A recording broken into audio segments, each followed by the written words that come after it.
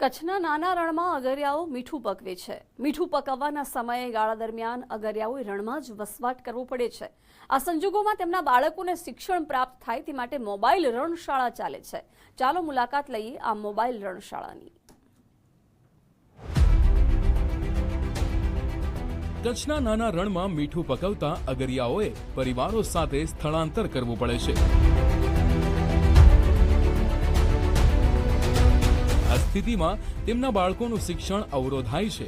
અગરિયાના બાળકોનું ભણતર સુનિશ્ચિત કરવા માટે રણ વિસ્તારમાં રાજ્ય સરકારના સહયોગથી મોબાઈલ રણશાળા ચાલે છે. આ મોબાઈલ રણશાળામાં LED જેવા આધુનિક સાધનોની મદદથી બાળકોને શિક્ષણ આપવામાં આવે છે. મોબાઈલમાં LED, પંખા અને લાઇટ માટે સોલાર સિસ્ટમનો ઉપયોગ કરવામાં આવે છે.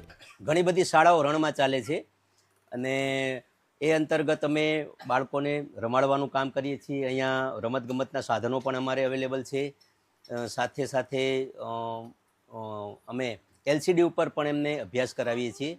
ખાસ કરીને એમનો બાળકોનો વિકાસ થાય અને ભણી ગણીને રણમાં રહેતા અગરિયાના બાળકો પણ આગળ વધે એ હેતુથી ગુજરાત સરકાર કામ કરી રહી છે. ઉપર સોલર પ્લાન છે, જેથી કરી બાળકોને ટીવીની અંદર પોતે પોતાના ટેકનોલોજી પ્રમાણે શિક્ષણ શીખી શકે છે અને સાથે સાથે અંદર પંખા લાઇટ પણ છે.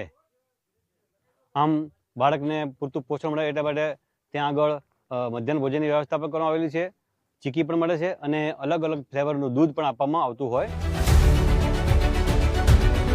આ રણશાળાઓમાં ઇન્ટરેક્ટિવ લર્નિંગ ઉપરાંત વિદ્યાર્થીઓના સ્વાસ્થ્ય પર ધ્યાન આપવામાં આવે છે.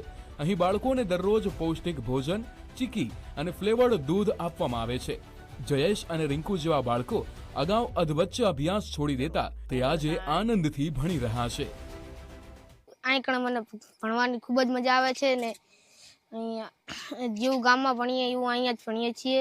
અમને રોજન મધ્યાહન ભોજન પણ મળે છે, રોજન ચીકી પણ મળે છે, નાસ્તો પણ રોજન મળે છે. હું ધોરણ 8માં ભણું છું. મને ભણવાની બહુ મજા આવે છે. અહીં રમવાનું સાધન પણ હે, જમવાનું પણ હોય હે, ચીકી આપે હે, દૂધ આપે હે. મીઠાના અગરમાં ચાલતી આ શાળા રાજ્ય સરકારની સૌને શિક્ષણના અભિગમને ચરિતાર્થ કરે છે.